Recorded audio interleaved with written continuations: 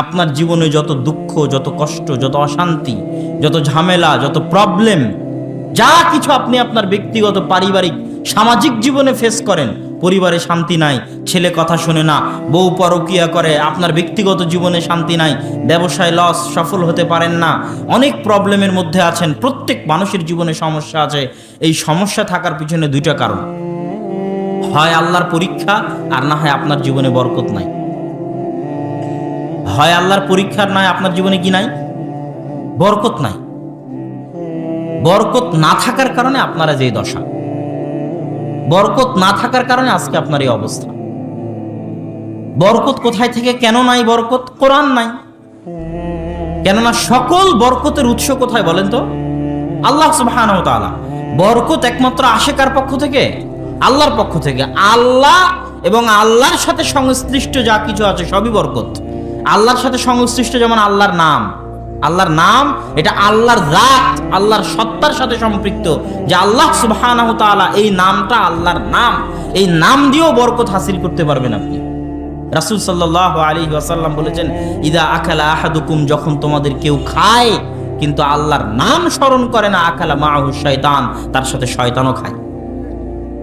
আর যখন আল্লাহর নাম স্মরণ করে তখন শয়তানের খাওয়া বন্ধ হয়ে যায়, মানে বরকত ফিরে আসে। তাহলে আল্লাহর নামের সাথে কি আছে? বরকত আছে। যেখানে শয়তান আছে ওখানে বরকত নাই, যেখানে ফেরেশতা আছে ওখানে বরকত আছে, যেখানে আল্লাহ এবং আল্লাহর সাথে সম্পৃক্ত কিছু আছে ওখানে বরকত আছে। আল্লাহর নামের গুরুত্ব, মহত্ব এত বেশি যে আল্লাহর নামবিহীন জবেহ করা সকল পশু হারাম। যে পশু আল্লাহর নাম নিয়ে জবে হয়নি, ও পশু কি? এটা আল্লাহর নামের গুরুত্ব। পশু হালাল হবে যদি আল্লাহর নামে জবে করা হয়, খাওয়া যাবে যদি আল্লাহর নাম উচ্চারণ করা হয়, এটা আল্লাহর নামের গুরুত্ব। খাবার খেতে বসে আল্লাহর নাম উচ্চারণ করলে বরকত হবে, এটা আল্লাহর নামের গুরুত্ব। রাসূল সাল্লাল্লাহু আলাইহি ওয়াসাল্লাম বলছেন, যখন তোমাদের কেউ বাড়িতে প্রবেশ করে এবং আল্লাহর নাম স্মরণ না করে, আল্লাহর একটা নাম হচ্ছে আসসালাম। আল্লাহর একটা নাম কি? সালাম। এটা আল্লাহর একটা নাম, শান্তি। সকল শান্তির উৎস আল্লাহ সুবহানাহু ওয়া তাআলার পক্ষ থেকে। বাড়িতে প্রবেশ করার সময় যে আল্লাহর নাম নিবে না, মানে আসসালামু আলাইকুম বলবে না, তখন শয়তান বলে, এই শোনো, এই বাড়িতে প্রবেশ করার সময় আল্লাহর নাম নেওয়া হয়নি, আসসালামু আলাইকুম বলা হয়নি, এই বাড়ি তোমাদের থাকার জায়গা, এই বাড়ি তোমাদের খাবারের জায়গা, এই বাড়িতে থাকো আর খাও। তাহলে যে বাড়ি শয়তানের আড্ডাখানা, ওই বাড়িতে থেকে আপনি হেদায়েত পেতে পারবেন? ওই বাড়িতে থেকে আপনি বরকত লাভ করতে পারবেন? আপনার বাড়ি তো শয়তানের আড্ডাখানা। না বিসমিল্লাহ বলে আপনার স্ত্রী সন্তানকে দুধ খাইয়েছে, না আপনি খাবার খেয়েছেন, না সালাম দিয়ে প্রবেশ করেছেন। বাড়িতে আরো এক কারণে শয়তান আছে, আরো একটা কারণ, সেটা হচ্ছে বাড়িতে ছবি মূর্তি আছে। লা তাদখুলুল মালাইকাতু ফি বাইতিন, ওই বাড়িতে ফেরেশতা প্রবেশ করে না যে বাড়িতে ছবি থাকে, মূর্তি থাকে, কুকুর থাকে। আর যে বাড়িতে আল্লাহর ফেরেশতা প্রবেশ করে না, ওই বাড়িতে রহমত, বরকত থাকতে পারে না। ওই বাড়িতে শয়তানই থাকবে। আর যে বাড়িতে শয়তান থাকবে ওই বাড়িতে শান্তি থাকবে না। ওই বাড়ির মানুষ হেদায়েত পেতে পারে না। ওই বাড়ির মানুষ ফজরের সালাত জামাতে আদায় করতে পারে না। ওই বাড়ির মানুষের কোরআন পড়ার ভাগ্য হবে না। ওই বাড়ির মানুষের 16 আনাই জীবন বৃথা। আগে শয়তানকে বাড়ি থেকে তাড়াতে হবে। শয়তান তো সকল অনিষ্টের মূল।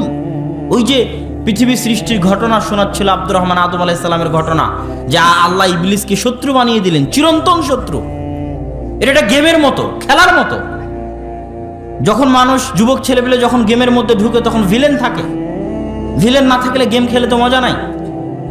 আল্লাহ সুবহানাহু ওয়া তাআলা আপনাকে পৃথিবীতে পাঠিয়েছেন আবাসান, এমনি নয় যে একটা ছোট বাচ্চা মূর্তি তৈরি করলো, একটা নদীর পাশে একটা বালুক দিয়ে ঘর তৈরি করলো আর পা দিয়ে ভেঙে দিল। এরকম অনর্থক সৃষ্টি আল্লাহ করেন না। আজকে এখানে এত বড় একটা অনুষ্ঠান হচ্ছে, এই অনুষ্ঠানের গুরুত্ব আছে। গুরুত্ব আছে দেখে রাজশাহী থেকে আমাদেরকে আসা লেগেছে 7 ঘন্টার সফর করে। গুরুত্ব আছে দেখে চেয়ারম্যান সাহেব উপস্থিত আছেন। গুরুত্ব আছে দেখে আপনারা উপস্থিত আছেন। টাইম টেবিল আছে, নিয়ম কানুন আছে, ক্যামেরা আছে, সবকিছু আছে। আপনি একটা প্রোগ্রাম করেন, এত গুরুত্ব। আর আল্লাহ মানুষ সৃষ্টি করবে, কোনো গুরুত্ব নাই, কোনো নিয়ম কানুন নাই, কোনো আনুষ্ঠানিকতা নাই, কোনো সিস্টেম নাই। আল্লাহ সুবহানাহু ওয়া তাআলা মানুষ সৃষ্টি করেছেন সবচেয়ে গুরুত্বপূর্ণ, এবং প্রত্যেকটা পদে পদে আল্লাহ আনুষ্ঠানিকতা রেখেছেন। কখন মায়ের পেটে আসবে, 4:40 হলে রূহ ফু দিতে হবে, ফেরেশতা আসবে, ভাগ্য লিপিবদ্ধ করতে হবে, কখন পেট থেকে বের হবে, কিভাবে খাবারের ব্যবস্থা করতে হবে, মায়ের বুক থেকে দুধের ঝর্ণাধারা দিতে হবে, কিভাবে আর হিসাব কানুন চালু করতে হবে। আমি একটা যদি এক জায়গায় রিভলভার হাতে করে গুলি করি তো আমার ফরেনসিক রিপোর্টে ধরা পড়বে যে আমার হাতের ফিঙ্গারপ্রিন্ট ছিল। আল্লাহ সুবহানাহু ওয়া তাআলা কিয়ামতের মাঠে হাতকে বলবেন কথা বলো, মানে যা যা স্পর্শ করেছে হাত ধরে রেখেছে। মানুষ যদি হাতের ফিঙ্গারপ্রিন্ট ধরতে পারে আল্লাহ পারবেন না? মানুষ যদি ফরেনসিক রিপোর্ট করতে পারে হাতের, আল্লাহ পারবেন না? মানে এই হাত দিয়ে যা যা স্পর্শ করা হয়েছে সব এখানে কি আছে? রেকর্ডেড। এই হাতের মধ্যে কি আছে? রেকর্ডেড আছে। এটা মানুষ ধরতে পারতেছে, সেটা আল্লাহ সুবহানাহু ওয়া তাআলা কিয়ামতের মাঠে মুখ বন্ধ করে দিয়ে নাখতিমু আলা আফওয়াহিম, মুখ বন্ধ করে দিয়ে হাত আর পাকে কথা বলতে বলবেন। এগুলো আল্লাহর সিস্টেম আপনাকে অপরাধী প্রমাণ করার। ফামান ইয়ামাল মিসকালা যাররাতিন খায়রান ইয়ারা, কেউ যদি সরিষা সমপরিমাণ কল্যাণ করে কিয়ামতের মাঠে দেখতে পাবে। পড়া পরের কথা, জানা পরের কথা, দেখবে। তথা আল্লাহ সুবহানাহু ওয়া তাআলা আপনি যা করছেন সবকিছু আল্লাহ সুবহানাহু ওয়া তাআলা পর্যবেক্ষণ করছেন। আর এই জমিন ভয়ঙ্কর যন্ত্র, জমিন হচ্ছে সবচেয়ে ভয়ঙ্কর যন্ত্র। আপনি মনে করছেন জমিন এমনি, আপনি জমিনে একটা ধান লাগান, দেখবেন ধানের গাছ হবে, হবে না? তাহলে জমিন এমনি না? জমিনের কিছু আছে? আছে, নাহলে ধানের গাছ কেমনে হয়? ওখানে একটা বীজ বপন করলে গাছ কেমনে হচ্ছে, মানে জমিনের কিছু আছে। এই জমিন ভয়ঙ্কর। যে জমিন গাছ উৎপন্ন করতে পারে সেই জমিন সবকিছু রেকর্ড করে রাখছে, কিয়ামতের মাঠে কথা বলবে। আল্লাহ সুবহানাহু ওয়া তাআলা সূরা জিলজালের মধ্যে বলেছেন, ইয়াউমাইযিন তুহাদ্দিসু আখবারাহা বিআন্না রাব্বাকা আওহা লাহা। আজ কিয়ামতের মাঠে জমিন কথা বলবে, সবচেয়ে ভয়ঙ্কর যন্ত্র। যা যা পৃথিবীতে করছে সব রেকর্ডেড। সুতরাং আল্লাহ আপনাকে এমনি সৃষ্টি করেননি, অনর্থক সৃষ্টি করেননি। আপনার সবকিছুই আল্লাহ সুবহানাহু ওয়া তাআলা পর্যবেক্ষণের ব্যবস্থা করেছেন।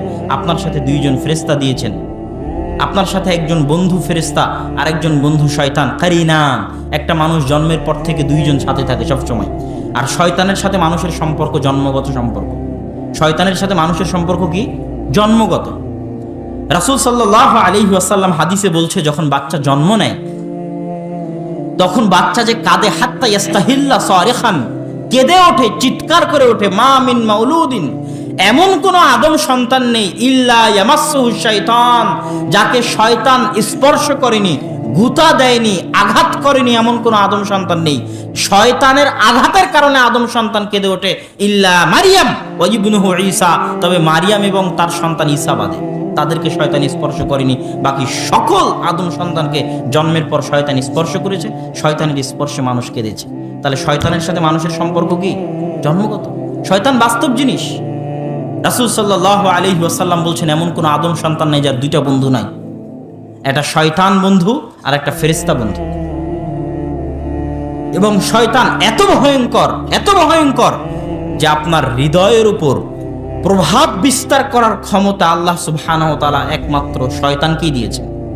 আপনার স্ত্রীরও এই ক্ষমতা নাই যে আপনার হৃদয়ের উপর প্রভাব বিস্তার করবে। আপনার সন্তান সন্ততিরও এই ক্ষমতা নাই যে আপনার হৃদয়ের উপর প্রভাব বিস্তার করবে। যে ক্ষমতা আল্লাহ শয়তানকে দিয়েছেন, আপনার হৃদয়ের প্রভাব বিস্তার করবে, আপনাকে খারাপ পথে নিয়ে যাবে, আপনার অন্তরে খারাপ কথা দিবে। আপনি আপনার শত্রুকে চিনতে পারেননি, এই জন্য আপনি ভুল পথে আছেন। শয়তান হচ্ছে আপনার সবচেয়ে বড় শত্রু। রাসূল সাল্লাল্লাহু আলাইহি ওয়াসাল্লাম এবং সিরাতে মুস্তাকিমে আসার পথে সবচেয়ে বড় বাধা হচ্ছে শয়তান। আল্লাহ সুবহানাহু ওয়া তাআলা পবিত্র কোরআন মাজিদে ফাবিমা আগওয়াইতানি লাআকুদান্নাহুম সিরাতাকাল মুস্তাকিম, আমি আদম সন্তানকে সিরাতে মুস্তাকিমে আসতে বাধা দিব, তার ডানে থেকে, তার বামে থেকে, তার সামনে থেকে, তার পিছনে থেকে আদম সন্তানকে সিরাতে মুস্তাকিমে আসতে দিব না। সিরাতে মুস্তাকিমে আসা এত সহজ নয়। যে সিরাতে মুস্তাকিমের কথা আল্লাহ 5 ওয়াক্ত সালাতে বলতে বলেছেন, ওই সিরাতে মুস্তাকিম অনেক দামি জিনিস, অনেক গুরুত্বপূর্ণ জিনিস। ওই সিরাতে মুস্তাকিমে একমাত্র তারাই আসতে পারে আল্লাযীনা আন'আমতা আলাইহিম, যাদের উপর আল্লাহর দয়া আছে। সিরাতে মুস্তাকিমে একমাত্র কারা আসতে পারে? যাদের উপর আল্লাহর দয়া আছে। আর সিরাতে মুস্তাকিমে আসার ভাগ্য তাদের হবে না গায়রিল মাগদুবি আলাইহিম ওয়ালাদ-দাল্লিন, যারা অভিশপ্ত, যারা পথভ্রষ্ট, তাদের সিরাতে মুস্তাকিমে আসার ভাগ্য হবে না। আপনি আল্লাহ আপনাকে ভালোবাসে না বাসেন না, এটা বুঝার উপায় আপনার ধন সম্পদ নয়, এটা বুঝার উপায় আপনার ক্ষমতা নয়, এটা বুঝার উপায় আপনার পাওয়ার নয়, এটা বুঝার উপায় আপনার সম্মান নয়, এটা বুঝার উপায় আপনার মর্যাদা নয়। ইন্নাল্লাহা ইউতিদ দুনিয়া লিমান ইউহিব ওয়া মান লা ইউহিব, আল্লাহ যাকে ভালোবাসেন তাকেও দুনিয়া দেন, যাকে ভালোবাসেন না তাকেও দুনিয়া দেন। আল্লাহ যাকে ভালোবাসেন তাকেও সম্মান দেন, যাকে ভালোবাসেন না তাকেও সম্মান দেন। আল্লাহ যাকে ভালোবাসেন তাকেও ক্ষমতা দেন, আল্লাহ যাকে ভালোবাসেন না তাকেও ক্ষমতা দেন। আল্লাহ ফেরাউনকেও ক্ষমতা দিয়েছিলেন, কারুনকেও সম্পদ দিয়েছিলেন। আল্লাহ দাউদ আর সুলাইমানকেও ক্ষমতা দিয়েছিলেন, সম্পদ দিয়েছিলেন। তাহলে আল্লাহর ভালোবাসা কি দিয়ে বুঝবেন? আল্লাহ সুবহানাহু তাআলা তাকে ভালোবাসেন যাকে তার আনুগত্য করার সুযোগ দেন। আজকে ফজরের সালাত জামাতে আদায় করার আপনার সুযোগ হয়েছে কিনা আপনি নিজে জিজ্ঞেস করে দেখেন। যদি আপনার ফজরের সালাত জামাতে আদায় করার সুযোগ হয় তাহলে আপনার উপর আল্লাহর দয়া আছে। আর যদি সুযোগ না হয়ে থাকে তাহলে এটাই আপনার জন্য আল্লাহর পক্ষ থেকে সবচেয়ে বড় শাস্তি। আপনি যদি গান বাজনায় ব্যস্ত থাকেন, পাবজি ফ্রি ফায়ার গেমে ব্যস্ত থাকেন, সুদ ঘুষে ব্যস্ত থাকেন, আপনার মুখে যদি দাড়ি না থাকে তাহলে জেনে রাখবেন এটাই আপনার জন্য বড় শাস্তি। আপনার ধন সম্পদ ধ্বংস হয়ে যেতে হবে, এটা শাস্তি? ওটা শাস্তি নয়, ওটা তো ধোঁকা আল্লাহর পক্ষ থেকে। আপনি জেলে যাবেন, এটা শাস্তি? ওটা তো শাস্তি নয়। আপনার জন্য এটাই সবচেয়ে বড় শাস্তি যে আল্লাহ তার রহমত থেকে, তার করুণা থেকে, তার দরবার থেকে, তার দয়া থেকে, তার বরকত থেকে আপনাকে বঞ্চিত রেখেছেন, বিতাড়িত রেখেছেন, আল্লাহর অবাধ্য করে রেখেছেন, আল্লাহর আনুগত্য থেকে দূরে রেখেছেন। এটাই সবচেয়ে বড় শাস্তি। এটা বুঝে আপনাকে কষ্ট পেতে হবে। এটাই পৃথিবীর বাস্তবতা। আপনার ক্ষমতা, আপনার ধন সম্পদ আল্লাহর পক্ষ থেকে ধোঁকা, ছাড়। আল্লাহ সুবহানাহু তাআলা ধন সম্পদ ক্ষমতা সবাইকে দেন, যাকে ভালোবাসেন তাকেও দেন, যাকে ভালোবাসেন না তাকেও দেন। কিন্তু দ্বীনের জ্ঞান, মান ইউরিদিল্লাহু বিহি খায়রান ইউফাক্কিহু ফিদ্দীন, আল্লাহ যাকে ভালোবাসেন তাকে দ্বীনের জ্ঞান দান করেন। তাহলে আপনার সাথে কি আল্লাহর সম্পর্ক আছে? আল্লাহ কি আপনাকে ভালোবাসে? আল্লাহ সুবহানাহু তাআলার সাথে কি আপনার কোনো যোগাযোগ আছে? আল্লাহর সাথে কি আপনার কোনো কানেকশন আছে? এটা আপনাকে জিজ্ঞেস করতে হবে।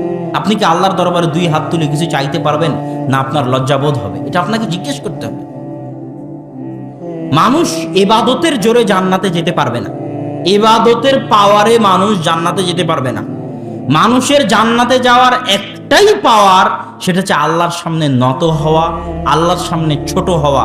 ইবনুল কাইয়িম রাহিমাহুল্লাহ লিখছেন, অনেক মানুষ ইবাদত করে জাহান্নামে যাবে, অনেক মানুষ গুনাহ করেও জান্নাতে যাবে। কেন? যেমন আপনি আপনার পড়োশী একজনকে হয়তো দেখছেন সে গুনাহ করছে। আমাদের মধ্যে এরকম একটা স্বভাব আছে, বিশেষ করে আমাদের, আমি নাম বলতেও হচ্ছে, আমাদের আহলে হাদিস সমাজে, যে উমুক মাযহাবী, উমুক বেদাতি, উমুক মুশরিক, আর আমি জান্নাত কিনে নিয়েছি। এই যে অপরকে ছোট করে নিজেকে বড় করে দেখা যায়, জান্নাত আমার বাপের পৈতৃক সম্পত্তি, এটার কথাই ইবনুল কাইয়িম রাহিমাহুল্লাহ বলছেন। বহু মানুষ আমল করে জাহান্নামে যাবে, আর গুনাহ করার পরেও বহু মানুষ জান্নাতে যাবে। কেন?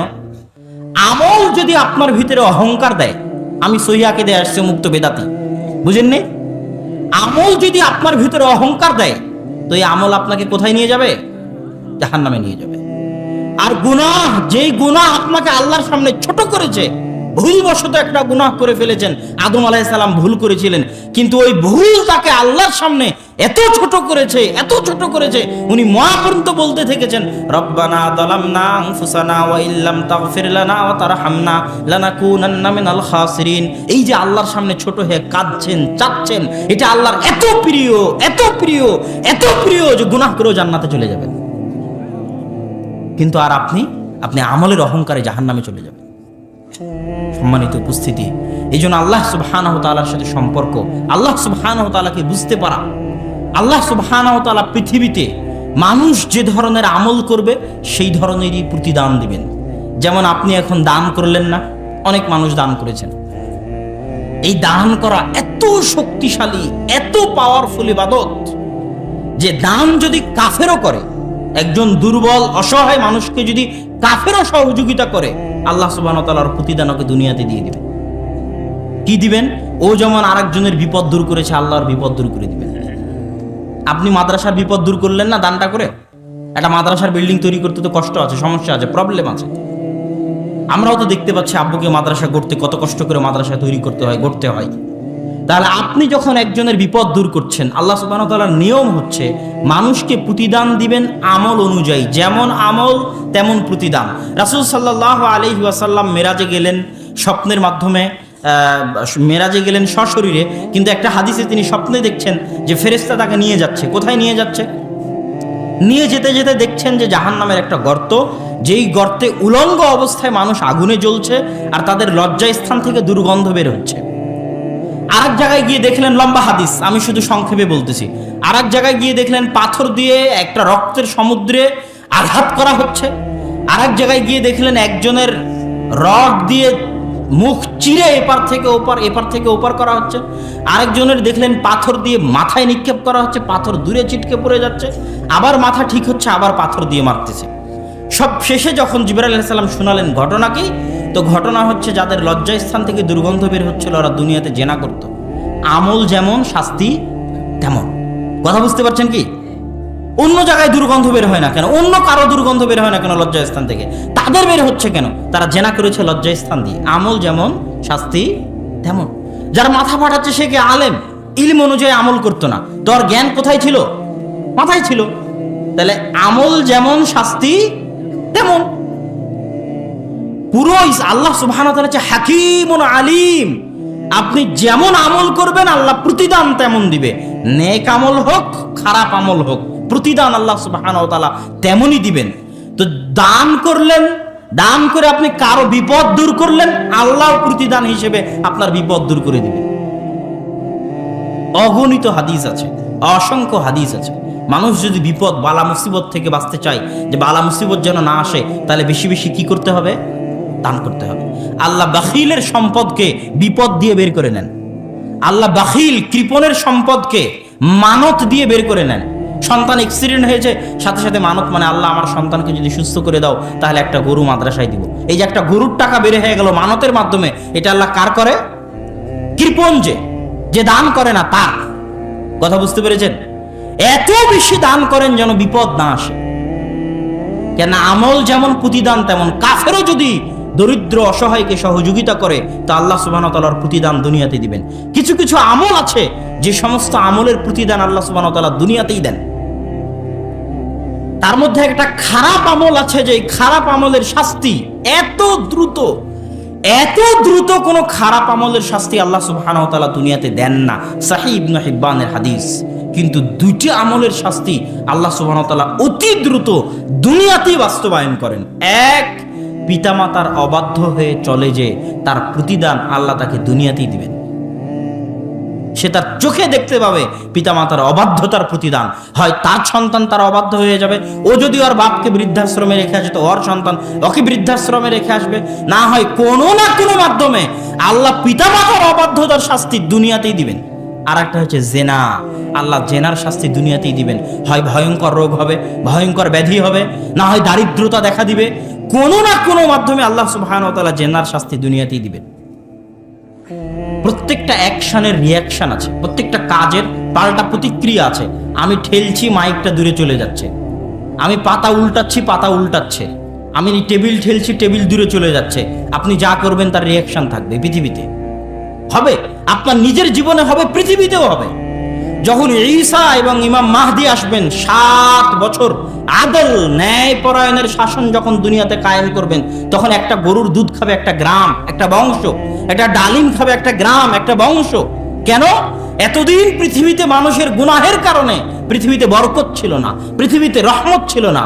এই জন্য গরুর দুধে, জমির ধানে, ডালিমে বরকত হয়নি, উঠে গেছে মানুষের গুনাহের কারণে। পৃথিবীতে শাস্তি এসেছে, ভূমিকম্প এসেছে, জলোচ্ছ্বাস এসেছে মানুষের পাপের কারণে। কিন্তু যখন তারা ন্যায় পরায়ণতার শাসন কায়েম করবেন, মানুষ যখন আল্লাহর জিকির আজকার করবে, তখন জমিন তার সব রহমতের দরজা, সব বরকতের দরজা উন্মোচন করে দেবে। আসমান এবং জমিনে অগণিত অসংখ্য রহমত বরকতের দরজা আছে, যে আল্লাহর তাওহীদ কায়েম করবে আল্লাহ তার জন্য উন্মুক্ত করে দিবে। কে জানতো মরুভূমির ওই সমস্ত ফকির মিসকিন যাদের কাছে কিছুই ছিল না, তাদের মরুভূমির নিচে আল্লাহ তেল দিয়ে দিবেন? কে জানতো? ইন্নাল্লাহ আলা কুল্লি শাইইন কাদির। সম্মানিত উপস্থিতি, তো আমরা আলোচনা করছিলাম যে একজন মানুষ, আল্লাহ সুবহানাহু ওয়া তাআলা মানুষকে পৃথিবীতে আবাথা এমনি সৃষ্টি করেনি। আর একজন মানুষের সবচেয়ে বড় শত্রু হচ্ছে শয়তান, এবং শয়তান মানুষকে সিরাতে মুস্তাকিম থেকে দূরে রাখার জন্য আপ্রাণ চেষ্টা করে।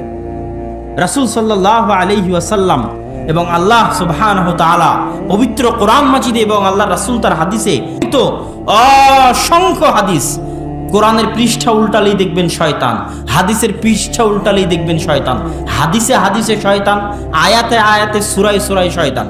ওয়ালা তাত্তাবিউ খুতুওয়াতিশ শাইতান ইন্নাশ শাইতানা লাকুম আদুউউম মুবিন। শুধু শয়তান। আউযু বিল্লাহি মিনাশ শাইতানির রাজিম, বিসমিল্লাহি আল্লাহুম্মা ইন্না আউযু বিকা মিনাল খুবুসি ওয়াল খাবাইস। শুধু শয়তান। ঘুমাতে যাবেন শয়তান, ঘুম থেকে উঠবেন শয়তান, বাড়িতে প্রবেশ করবেন শয়তান, খেতে বসবেন শয়তান, সর্বত্র শয়তান ওত পেতে বসে আছে আপনাকে পথভ্রষ্ট করার জন্য। আর শয়তানের ওই ওত পাতা থেকে বেঁচে থাকার নামই হচ্ছে পৃথিবীতে সিরাতে মুস্তাকিমে টিকে থাকা। রাসূল সাল্লাল্লাহু আলাইহি ওয়াসাল্লাম একটা বাস্তব উদাহরণ দিয়েছেন হাদিসের মাধ্যমে, যে মানুষ যখন ফজরের সময় ঘুমিয়ে থাকে তখন শয়তান মানুষের কাঁধের কাছে গিয়ে বলে, নাম নাম ফারকুদ ইন্না লাইলাকা তাবিল, ঘুমিয়ে থাকো, রাত অনেক লম্বা, অনেক লম্বা রাত। তার ঘাড়ের কাছে শয়তান 3টে গিট দেয়। এটা আল্লাহ রাসূলের হাদিস। আপনি হয়তো মনে করতেছেন এত শীতের মধ্যে, ল্যাপের মধ্যে এত আরাম, এত মজা, কিন্তু আসলে এটা আপনার কাছে মনে হচ্ছে আরাম মজা, কিন্তু আসলে এটা শয়তান আপনাকে মনে করাচ্ছে। এইটা যখন আপনি বুঝতে পারবেন তখন সঠিক রাস্তায় আসতে পারবেন। আর যখন মনে করবেন আপনার নিজের আরাম, নিজের মজা, নিজের আয়েশ, তখন আর আসতে পারবেন না। যে গেম নিজের মজার জন্য খেলছেন, যে গান নিজের আরামের জন্য শুনছেন, এটা আসলে শয়তান শোনাচ্ছে। এই কান, এই চোখ, এই নাক, এগুলো প্রত্যেকটা হচ্ছে শয়তানের আক্রমণের রাস্তা। শয়তান মানুষের উপর আক্রমণ করে। এই চোখ দিয়ে শয়তান ওই জিনিস দেখাবে যেই জিনিস আল্লাহ পছন্দ করেন না। এই কান দিয়ে শয়তান ওই জিনিস শোনাবে যেই জিনিস শোনা আল্লাহ পছন্দ করেন না। এটা শয়তানের আক্রমণের রাস্তা। এই কান দিয়ে গান শুনবে, গান গিয়ে আঘাত করবে হৃদয়ে, হৃদয়ে কালো স্পট পড়বে, একটা একটা করে স্পট পড়তে পড়তে হৃদয় কালো হয়ে যাবে। আল্লাহুম্মা ইন্নী যালামতু নাফসি, হে আল্লাহ আমি আমার আত্মার উপর অত্যাচার করেছি। গুনাহ করতে করতে, কালো স্পট পড়তে পড়তে অন্ধকার হয়ে গেছে, আমি আমার আত্মার উপর অত্যাচার করেছি। গুনাহ করা বলেই হয়নি, অত্যাচার। কেননা প্রত্যেকটা গুনাহ আত্মার উপর অত্যাচার, প্রত্যেকটা অন্যায় কাজ আত্মার উপর অত্যাচার। এই আত্মা ছটপট করে আল্লাহর সাথে সম্পর্ক তৈরি করার জন্য, আল্লাহর কাছে ফিরে যাওয়ার জন্য। আলা বিযিকরিল্লাহি তাতমাইন্নুল কুলুব, আল্লাহর জিকিরে, আল্লাহর স্মরণে মানুষের আত্মাগুলো প্রশান্তি পায়, মানুষের আত্মাগুলো ঠান্ডা হয় আল্লাহর জিকির এবং আল্লাহর স্মরণে। এই আত্মার খাদ্য আল্লাহর জিকির, আল্লাহর স্মরণ।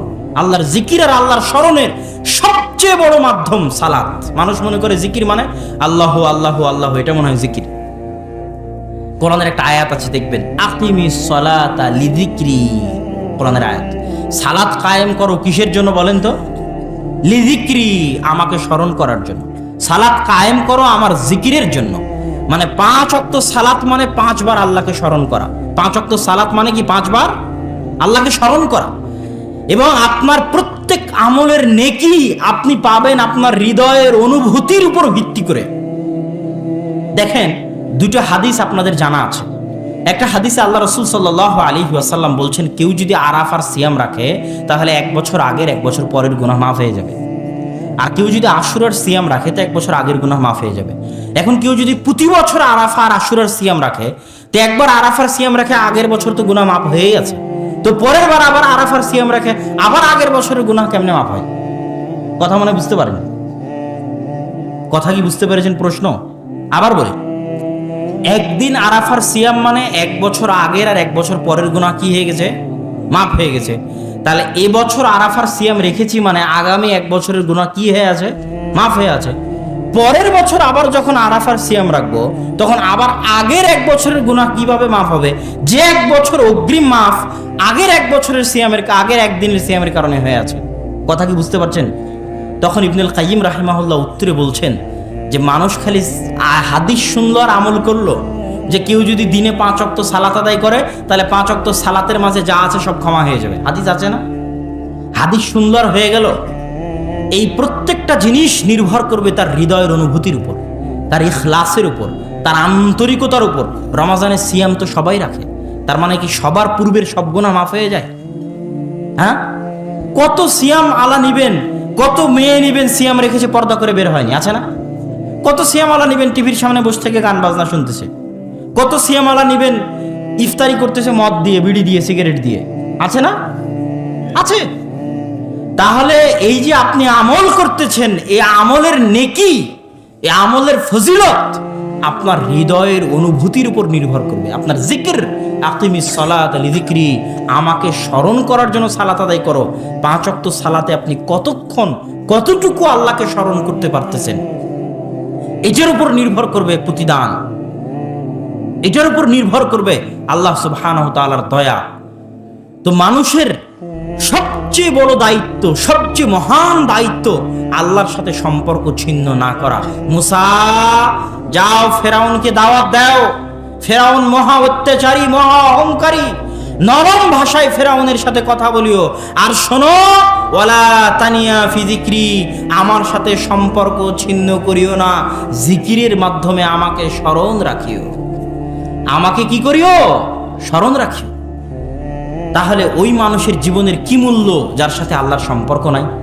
যে 5 ওয়াক্ত সালাত আদায় করে না, ওর সাথে আল্লাহর কোনো সম্পর্ক নাই, কোনো কানেকশনই নাই, কোনো যোগাযোগই নাই। ও মুসলমান কিনা সন্দেহ আছে। 5 ওয়াক্ত সালাত আদায় প্রথম করি, প্রথম ইট, প্রথম ভিত্তি, যেটার দ্বারা আল্লাহর সাথে বান্দার সম্পর্ক রক্ষা হয়। আপনার পিতা মাতা, আপনার ভাই বোন, বাপ মা, আত্মীয় স্বজন আপনাকে যতটা না ভালোবাসে, আপনার প্রতিপালক আল্লাহ আপনাকে তার চেয়ে বেশি ভালোবাসে।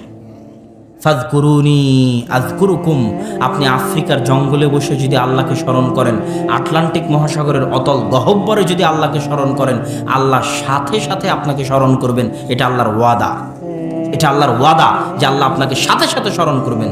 আল্লাহ সুবহানাহু ওয়া তাআলা কোরআনে বলছেন, যদি ইউনুস আমাকে স্মরণ না করতো, লা ইলাহা ইল্লা আনতা সুবহানাকা ইন্নী কুনতু মিনাজ জালিমিন, এটা যদি বারবার না পড়তো, লা লাবিসা ফীহি ইলা ইয়াউমি ইউবাসুন, তাহলে আমি ইউনুস আলাইহিস সালাতু ওয়াস সালামকে মাছের পেটে কিয়ামত পর্যন্ত রেখে দিতাম।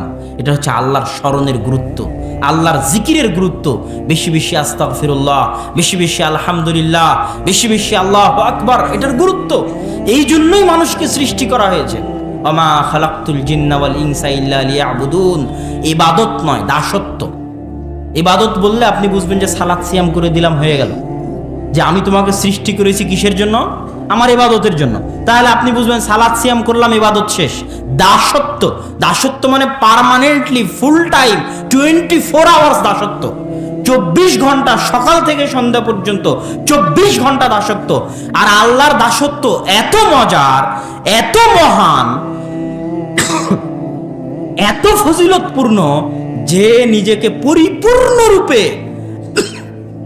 আল্লাহর দাসত্বের সামনে সঁপে দিবে, সে পৃথিবীর সকল দাসত্ব থেকে মুক্ত হয়ে যাবে। আল্লাহু আকবার। যে সম্পূর্ণরূপে নিজেকে আল্লাহর দাসত্বের সামনে সঁপে দিবে, সে পৃথিবীর সকল দাসত্ব থেকে মুক্ত হয়ে যাবে। পৃথিবীর কেউ টাকার দাস, পৃথিবীর কেউ নারীর দাস, পৃথিবীর কেউ বইয়ের দাস, পৃথিবীর কেউ সন্তান সন্ততির দাস, পৃথিবীর কেউ আত্মীয় স্বজনের দাস, পৃথিবীর কেউ প্রধানমন্ত্রীর দাস, পৃথিবীর কেউ চেয়ারম্যান মেম্বারের দাস, পৃথিবীর কেউ টাকাওয়ালার দাস। প্রত্যেকটা মানুষ কোনো না কোনো স্তরে কারো না কারো দাসত্ব করছে। একমাত্র সেই দাসত্ব থেকে মুক্ত যে সম্পূর্ণরূপে আল্লাহর দাস, ওই সবচেয়ে বড় স্বাধীন। কিসের 1971 সালের আর 1947 সালের স্বাধীনতা? সবচেয়ে স্বাধীন, 100% স্বাধীন সে যে 100% আল্লাহর দাস, 100% আল্লাহর গোলাম। ইব্রাহিম যেমন। এই জন্য আমি বলেছি বহু বক্তব্যে, তাওহীদ যার ভিতরে আছে, ওই পারমাণবিক বম, ভয়ঙ্কর অস্ত্র, যে সম্পূর্ণরূপে 100% আল্লাহর গোলাম, ওকে পৃথিবীর কেউ থামাতে পারবে না। ও পারমাণবিক বমের চাইতে শক্তিশালী, অ্যাটম বমের চাইতে পাওয়ারফুল। কেন? ও হচ্ছে সবচেয়ে স্বাধীন, আর পৃথিবীর সবাই গোলাম। সবার পায়ে জিঞ্জির বাঁধা আছে, কোনো না কোনো কিছুর জিঞ্জির, চাকরির জিঞ্জির, বাপ মায়ের জিঞ্জির, সন্তান সন্ততির জিঞ্জির, বইয়ের জিঞ্জির, টাকার জিঞ্জির, ক্ষমতার জিঞ্জির। সবাই দাস, সবাই গোলাম, কেউ স্বাধীন নয়।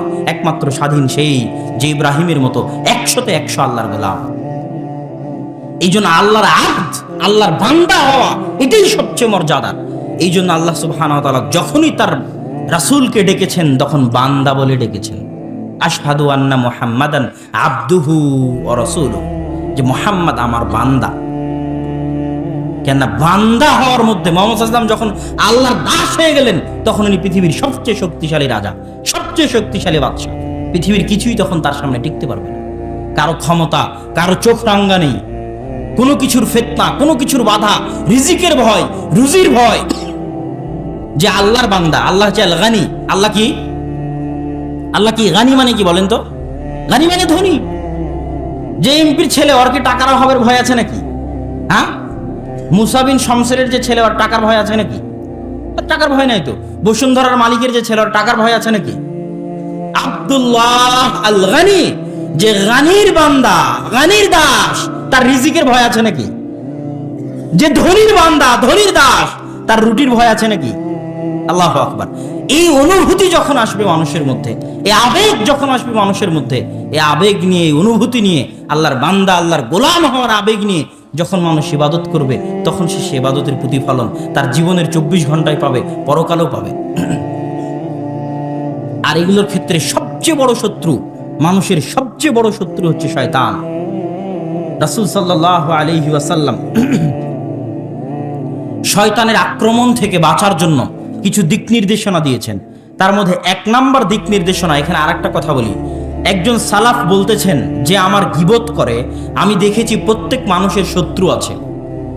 মানুষ মনে করে যে আমার গীবত করতেছে সে আমার শত্রু, যে আমাকে অপবাদ দিচ্ছে সে আমার শত্রু, যে আমার টাকা মেরে খেয়েছে সে আমার শত্রু, যে আমার জমি দখল করে নিয়েছে সে আমার শত্রু। ওই সালাফ বলছেন ফামান ইগতাবানি লাইসা বিআদুবি, যে আমার গীবত করে সে আমার শত্রু নয়। মান আখাযা মিন্নি শাইআন, যে আমার ধন সম্পদ দখল করে নিয়েছে সে আমার শত্রু নয়, যে আমার জমি দখল করে নিয়েছে সে আমার শত্রু নয়, বরং আমার শত্রু সে যখন আমি আল্লাহর দাসত্বে থাকি, তখন আমাকে আল্লাহর দাসত্ব থেকে ফিরাতে চায়, যে আল্লাহর দাসত্ব থেকে ফিরাতে চায় যে সে আমার শত্রু। আর এই শত্রুই হচ্ছে শয়তান। মানুষ যখন এই আসল শত্রুকে চিনতে পারবে, এই শয়তান মানুষের মধ্যেও আছে, এই শয়তান বাস্তবেও আছে। ফেরেশতা আর শয়তান কোনো কাল্পনিক জিনিস নয়। আল্লাহ পুরো পৃথিবীতে সঠিক সময়ে সূর্য উঠতেছে, সঠিক সময়ে রাত হচ্ছে, দিন হচ্ছে, শীত আসতেছে, সঠিক সময়ে বর্ষা হচ্ছে, কোথায় বৃষ্টি দেওয়া লাগবে, কোথায় মেঘ যাওয়া লাগবে, কোথায় কার জান কবজ করা লাগবে, কোথায় ভূমিকম্প, কোথায় অক্সিজেন, কোথায় করোনা ভাইরাস, কাকে আরোগ্য, কাকে অসুখ, সারা পৃথিবীর অগণিত কাজ এত সুচারুরূপের ম্যানেজমেন্টের মাধ্যমে, এর চাইতে দক্ষ ম্যানেজমেন্ট পৃথিবীতে আর নাই, কোনো কোম্পানির নাই। এত দক্ষ ম্যানেজমেন্টের মাধ্যমে সারা পৃথিবীর কাজ আল্লাহ পরিচালনা করছেন, সবগুলো ফেরেশতা দিয়ে। আল্লাহর জুনুদুল্লাহ, আল্লাহর বাহিনী হচ্ছে ফেরেশতা। আর এই ফেরেশতার বিপরীতই হচ্ছে শয়তান, সারাদিন লেগে আছে আপনাকে পথভ্রষ্ট করার জন্য। আর এই শয়তানের খপ্পর থেকে রাসূল সাল্লাল্লাহু আলাইহি ওয়াসাল্লাম বলছেন, শোনো, ইদা তাইমা আহাদুকুম, যখন তোমাদের কেউ খাদ্য গ্রহণ করে এবং তার হাত থেকে কোনো খাদ্যের লোকমা পড়ে যায়, তাহলে সে যেন সেই লোকমাটা কুড়িয়ে নেয় এবং তার সাথে লেগে থাকা ময়লা দূরীভূত করে এবং সেটাকে যেন শয়তানের জন্য না ছেড়ে দেয়। আর শোনো, যখন তোমাদের কেউ খাদ্য গ্রহণ করে তখন যেন প্লেট চেটে যেন খাদ্য গ্রহণ করে, কেননা কেউ জানে না কোন দানায় কোন খাবারে বরকত রয়েছে, সেটা যেন সে শয়তানের জন্য না ছাড়ে। আর শয়তান থেকে বাঁচার জন্য রাসূল সাল্লাল্লাহু আলাইহি ওয়াসাল্লাম সবচেয়ে বড় যে নির্দেশনা, যেটা আজকে আমি আমার আলোচনার শেষের দিকে এসে আপনাদের জন্য করে যেতে চাই, সেটা হচ্ছে রাসূল সাল্লাল্লাহু আলাইহি ওয়াসাল্লাম বলছেন, মা মিন ক্বরিয়াতিন, এমন কোনো গ্রাম নেই, এমন কোনো অঞ্চল বা এলাকা নেই যেই গ্রামে মাত্র 3 জন মানুষ বসবাস করে, মাত্র 3 জন। আর ওই 3 জন মানুষ সালাত কায়েম করে না জামাতের সাথে। 3 জন একটা বাড়িতে আছে, 3 জন একটা কোম্পানিতে আছে, একটা অফিসে আছে, 3-এর অধিক হলে তো কোনো কথাই নাই। অন্তত পক্ষে 3 জন কোনো মুসলমান এক জায়গায় আছে আর সেখানে জামাতের সালাত কায়েম করে না, ইস্তাহওয়াযা আলাইহিমুশ শাইতান, তাদের উপর শয়তান আক্রমণ করবে, তাদেরকে শয়তান ধরে ফেলবে, তাদেরকে শয়তান খেয়ে ফেলবে। শয়তান থেকে যদি বাঁচতে চাও, জামাতে সালাত কায়েম করো, মসজিদের সাথে সম্পৃক্ত থাকো, জামাতের সাথে সম্পৃক্ত থাকো। জেনে রাখো, শয়তান পালবিহীন ভেড়ার প্রতি আক্রমণ করে, যেমন একটা সিংহ, একটা বাঘ পালবিহীন ছাগলের প্রতি আক্রমণ করে, জামাতবিহীন মানুষের প্রতি শয়তান ঠিক সেভাবে আক্রমণ করে। এই জামাত 5 ওয়াক্ত সালাতের জামাত, মসজিদ ভিত্তিক জামাত। মসজিদের সাথে আপনার সম্পর্ক নাই মানে আপনি দিনের রাস্তায় টিকতে পারবেন না।